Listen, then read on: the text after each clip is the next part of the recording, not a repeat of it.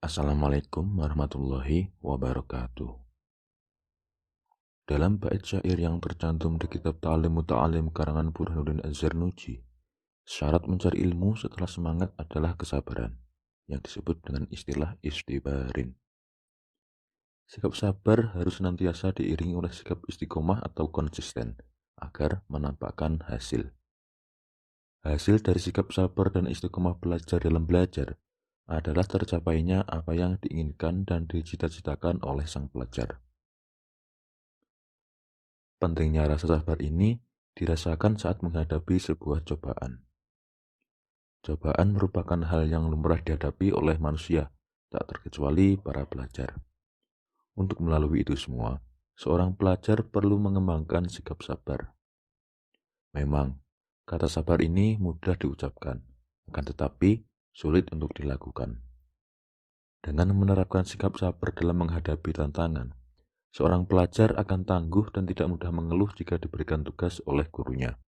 Hal ini dapat mengantarkannya pada keberhasilan proses belajarnya. Sabar merupakan bentuk pertahanan psikologis agar dapat menjalani hidup dengan sehat.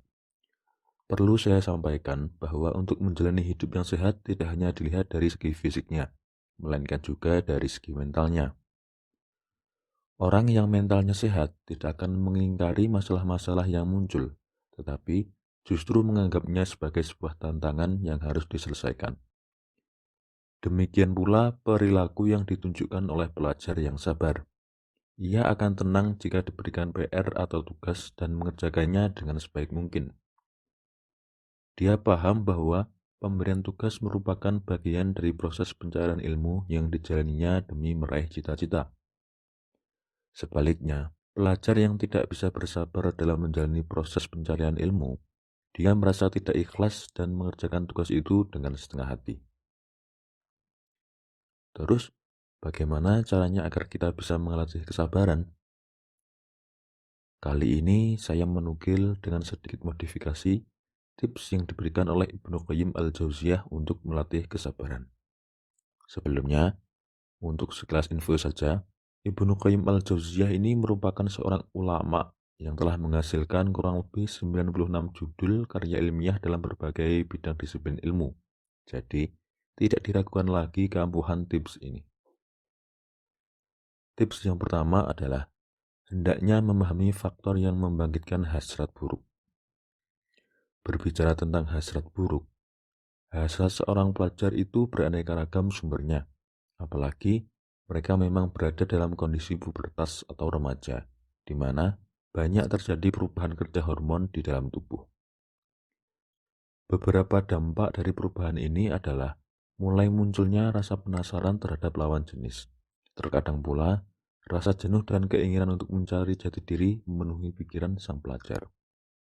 Tidak jarang pula, banyak pelajar yang ingin mengikuti sesuatu yang sedang trending di internet, maupun mengikuti permainan game online. Apabila tidak diatur dengan baik, maka kegiatan-kegiatan ini akan menguras tenaga dan waktu sang pelajar untuk belajar. Dengan sedikit muhasabah atau introspeksi diri, sang pelajar akan mampu menemukan apa saja yang bisa membangkitkan hasrat buruknya.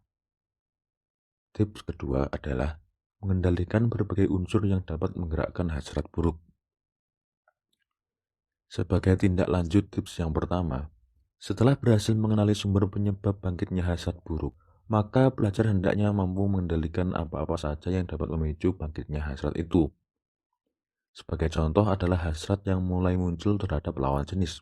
Pelajar harus memberikan batasan yang tegas mengenai hal-hal apa saja yang boleh dan tidak boleh dilakukan terhadap lawan jenis menurut aturan moral dan agama, dan dia harus mematuhinya. Dengan melakukan hal itu, maka sang pelajar telah menutup peluang bangkitnya hasrat buruk dan menjaga diri agar tidak terhanyut dalam euforia kehidupan remaja. Contoh yang kedua adalah hasrat untuk bermain game online. Pelajar harus membagi waktunya antara belajar, bermain game online, dan bersosialisasi. Aturan pembagian waktu ini harus dibuat secara seimbang mungkin agar kehidupan pribadi dan sosial pelajar tidak terganggu, sekaligus pelajar masih bisa melakukan aktivitas yang menyenangkan agar tidak merasa jenuh atau bosan. Tips yang ketiga yaitu mengganti aktivitas haram dengan aktivitas yang mubah. Perlu saya garisbawahi di sini bahwa aktivitas yang haram untuk pelajar adalah meninggalkan belajar atau tidak menyediakan waktu untuk belajar. Bagi pelajar yang mulai puber, dorongan untuk melakukan hal-hal yang dilarang oleh agama sangat tinggi. Mereka akan mencoba banyak hal baru demi menuntaskan rasa penasaran maupun memenuhi tuntutan ego agar merasa diakui oleh lingkungan sekitar. Sebagai lanjutan contoh sebelumnya, pelajar yang sudah terlanjur terbiasa berlaku yang tidak pantas ke lawan jenisnya, sebaiknya mulai dibiasakan untuk bersikap sesuai tuntunan agama. Segera tinggalkan aktivitas yang dilarang tersebut dan menggantinya dengan aktivitas lain yang lebih baik. Misalnya, berdiskusi secara kelompok dan membicarakan informasi baru, alih-alih melakukan perbuatan yang tidak baik. Contoh lain adalah pelajar yang kecanduan game online. Dia bisa mengurangi kebiasaannya itu sedikit demi sedikit.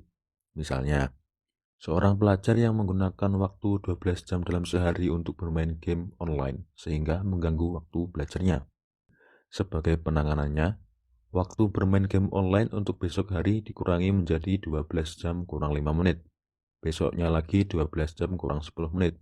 Besoknya lagi 12 jam kurang 15 menit. Dan seterusnya hingga mencapai batas waktu yang ideal untuk bermain game online dalam sehari. Cara yang berangsur-angsur ini dinilai lebih efektif dan permanen hasilnya jika dibandingkan dengan cara pengurangan secara sekaligus. Yang keempat adalah merenungkan dampak-dampak buruk yang ditimbulkan dari perbuatan melampiaskan hasrat buruk. Dalam konteks mencari ilmu, sebagaimana tadi telah saya sampaikan, perbuatan yang haram adalah meninggalkan belajar atau tidak membiasakan diri untuk belajar.